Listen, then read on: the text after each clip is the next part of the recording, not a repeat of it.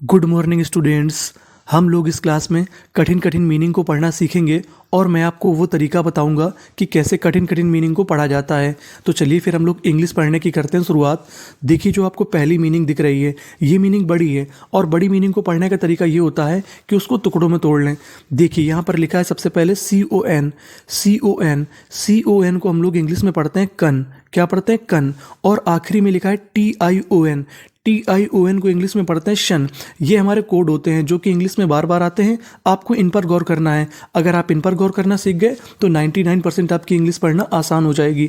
तो देखिए CON बन गया कन, TION बन गया शन। और इंग्लिश का एक रूल ये है, यहाँ पर N हमारा 2 बार लिख रहा है तो इंग्लिश का रूल ये होता है कि कोई भी लेटर यानी कोई भी अक्षर अगर 2 बार लिखा है तो उसका उच्चारण केवल 1 बार करना है। यानी यहाँ पर N हमारा 2 बार लिखा है लेकिन उसको पढ़ना 1 बार है। तो मीनिंग बन गई CONNE कनेक्ट। और आखिरी में सी है तो मीनिंग बन गई कनेक्ट। और TION इसे क्या पढ़ेंगे? शन। तो पूरी मीनिंग बन गई कनेक्शन। कनेक्शन। कनेक्शन का मतलब होता है संपर्क। मीनिंग क्या बन गई? कनेक्शन।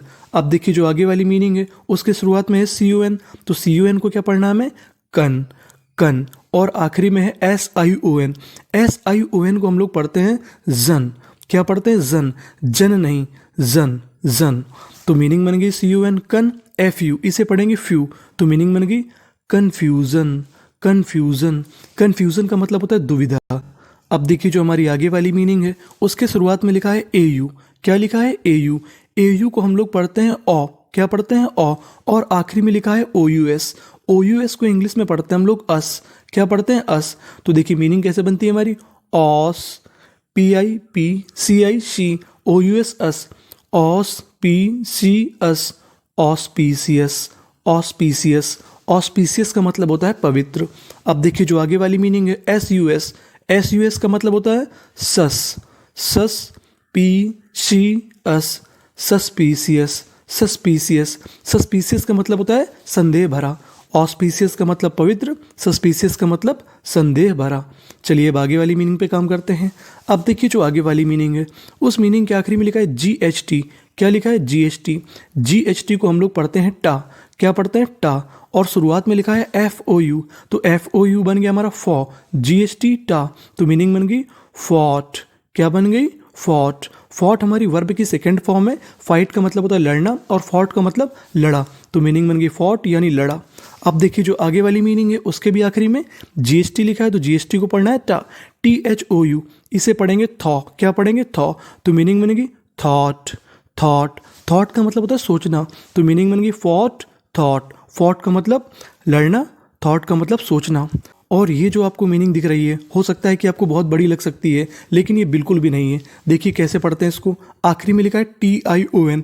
मैंने बताया कि TION को सन पढ़ना है। क्या पढ़ना है? शन। और शुरुआत में लिखा है PER। अगर आपको इंग्लिश में कहीं पर PER लिखा मिले तो उसे पढ़ते हैं पर। क्या पढ़ते हैं? पर। तो मीनिंग बन गई यहाँ पे पर। SONI सोनी। पर सोनी। FI फी। पर सोनी फी। CATION केशन। केशन। तो मीनिंग बन गई पर्सोनिफिकेशन। पर्सोनिफिकेशन। पर्सोनिफिकेशन। पर्सोनिफिकेशन का मतलब होता है मानवीकरण। ये हमारा एक अलंकार होता है। अब देखिए जो आगे वाली मीनिंग है PRO। इसे पढ़ेंगे प्रो। क्या पढ़ेंगे? प्रो। और बीच में है PER और मैंने आपको बताया कि PER को पढ़ना है पर।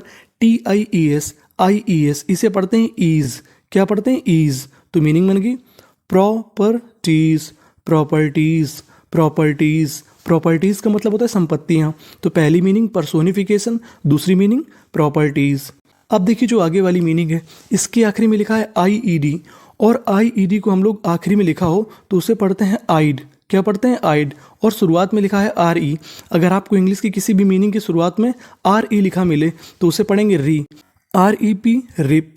LIED lied. तो मीनिंग बन गई रिप्लाइड। रिप्लाइड।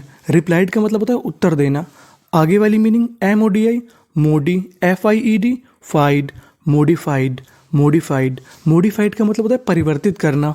रिप्लाइड उत्तर देना, मोडिफाइड परिवर्तित करना। और जो हमारी आगे वाली मीनिंग है उसके बीच में लिखा है UGH। क्या लिखा है? UGH।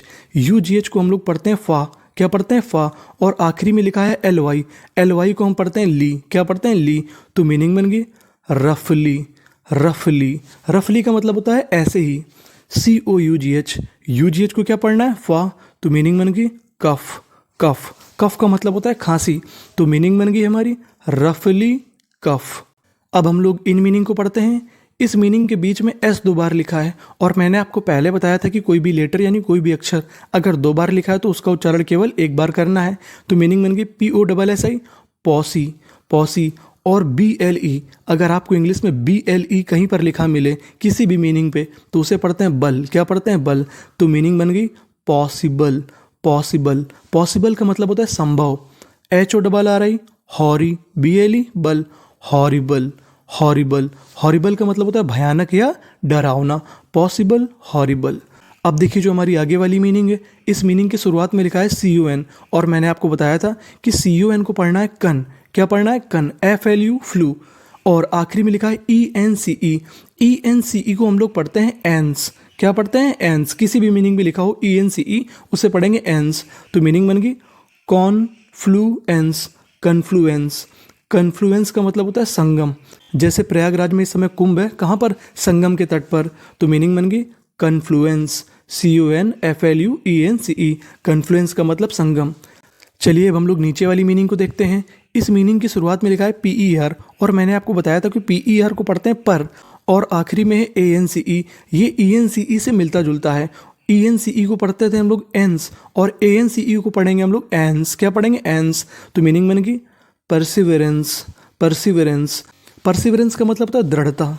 तो चलिए हम लोग एक काम करते हैं, तो चलिए फिर हम लोग सारी मीनिंग को एक बार रिवीजन कर लेते हैं। Connection, confusion. Auspicious, suspicious. Fought, thought. Personification, properties. Replied, modified. रफली, cough. Possible, horrible. Confluence, perseverance. अगर आपको इंग्लिश पढ़ने में थोड़ी सी भी मदद मिल रही है तो आपको केवल लाइक करना है, मैं आपको सब्सक्राइब करने के लिए नहीं बोलूँगा। Thank you for watching.